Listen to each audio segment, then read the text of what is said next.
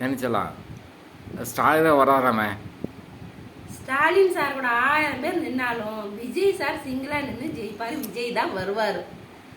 Stalin sir கூட போய் Vijayakanth wife சேரலாம், திருமாவளவன் சேரலாம், யார் வேணாலும் சேரலாம்.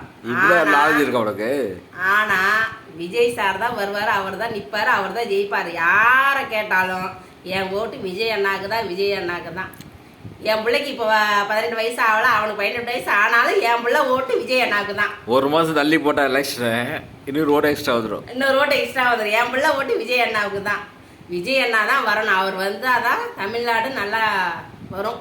ஏன் எப்படி சொல்றா? ஏன்னா விஜய் அண்ணா தான் வரணும். இப்போ என்ன பிரச்சனை?